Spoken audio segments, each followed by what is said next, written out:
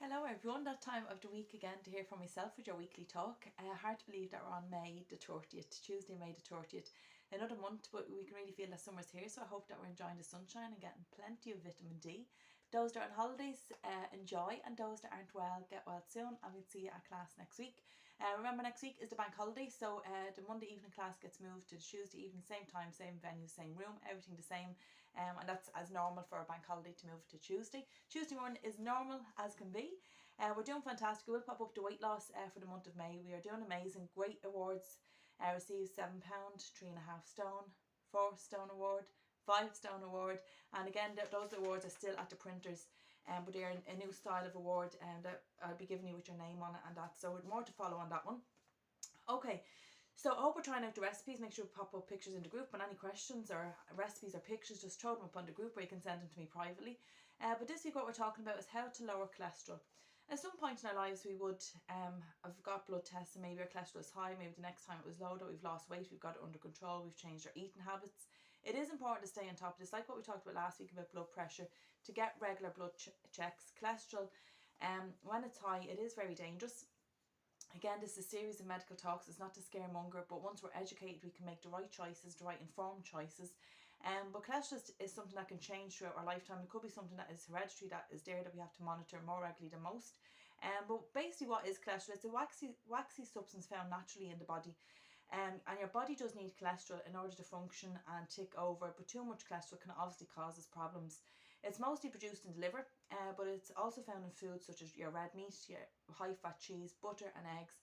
There's some simple steps that we can do to help reduce our cholesterol, and a better understanding of cholesterol, I suppose, is how we can make those right choices and those right adjustments to help reduce our cholesterol to a normal reading. Where does it come from? So basically it's a small amount of cholesterol comes from the foods that we eat. However, most of the cholesterol in our body is produced by the liver. Okay, so using saturated fat as the building blocks, that's what cholesterol does. Our liver is also responsible for controlling the amount of cholesterol that circulates in our body, and also in our blood is basically where it does circulate from, and distributing it to the areas that needs it. Okay, so as we said, the body does need a certain amount of cholesterol, but too much of it is where the danger can kick in. How does cholesterol travel around the body? So to keep it simple, a similar way that roads we use roads to get from one place to another, basically, or footpaths to get from one place to another. Cholesterol uses the blood as its transport system. Okay, so it uses the blood as a transport system, the same way we use roads or footpaths. It can travel on its own through the body, but it also attaches itself to vehicles made up of proteins. Okay, so I'm just reading this to make sure that I have the information correct for you. It's all in here, but to make sure that I deliver it properly. Cholesterol is transported around the body and deposited to various points where it's needed. So it's a little like cars or buses. They drop off passengers at different locations. Okay, so it does attach itself to vehicles, and they're made up of proteins. So that's what it does, because it can't actually travel on its own. So it has to attach to these proteins in the body so that it can move. So it doesn't move free flow. It has to attach to the proteins in the blood so that it can travel around the body. So your HDL, these are all medical terms. That's your good cholesterol. LDL is the bad cholesterol. So it's a little like certain foods, like avocados. They have good fats in them, but good fats can raise bad fats in the body if not used moderately. And that's just one very simple example. So there is such thing as good fats, but too much good fats can actually raise the bad fats in the body, which can throw our cholesterol reading a little bit high. How does high cholesterol affect your heart health? So high cholesterol basically is one of the main risk factors for cardiovascular disease, which is really on the rise in this country. Okay, so again, it's lifestyle, it's stress, all that, food patterns, quick processed food. CVD, so cardiovascular disease, is a general name for disease of the heart and circulation. It is recommended that everyone over 40 should have their cholesterol levels checked to ensure that they are a healthy range. That's the recommendation, but for me, I would always get checked. I've been getting checked probably since I'm about 18. It's no harm getting it checked. It's a simple blood test just to make sure we're on top, because weight is a huge contributor to cardiovascular disease. So once we're aware, as I said at the opening, we can make the educated and informed decisions. Other things that can increase cardiovascular disease is high blood pressure. So that's what we talked about last week. Smoking, being overweight, inactivity. So again, we're a very stagnant nation. Drinking alcohol. We're on to this one again.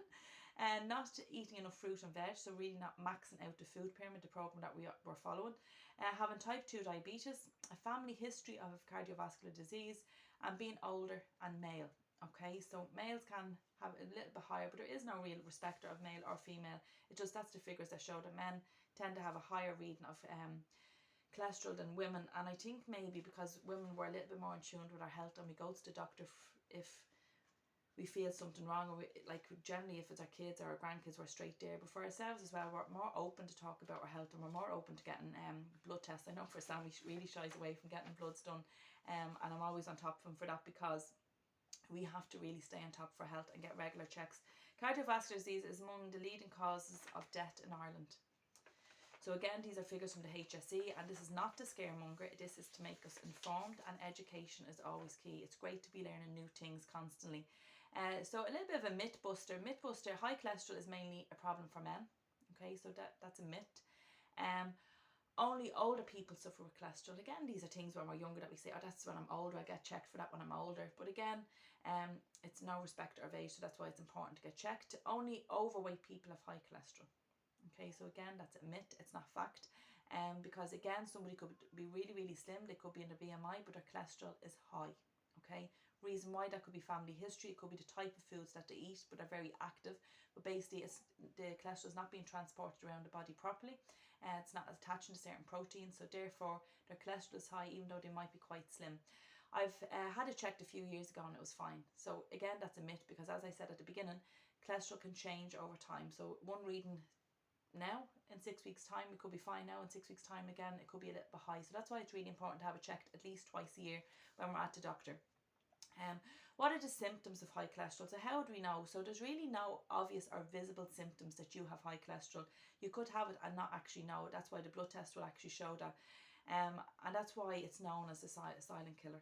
That's why cholesterol is known as the silent killer, and why the numbers in Ireland is really skyrocketing. So how can you reduce your cholesterol? So basically some things that we have the ability to change is the likes of the above: quit smoking, have more exercise, make sure we're following the food pyramid, losing our weight, especially around the middle, make sure we're getting measured, and make real efforts to change, okay?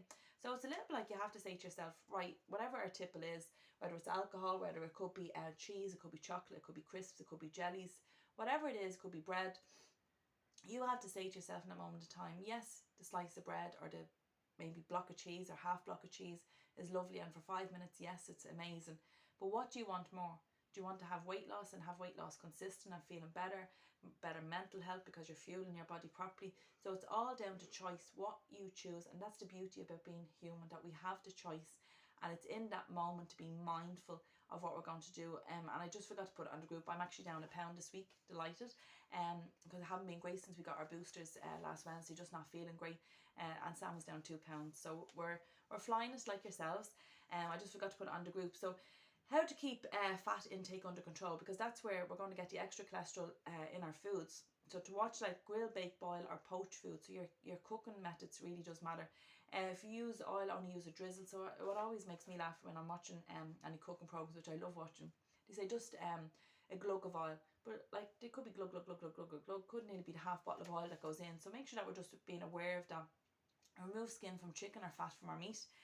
Swap fatty meats and processed meats for lean meat, so like your poultry, your fish, tofu, beans, lentils. Limit pastry, because that's where it's found as well.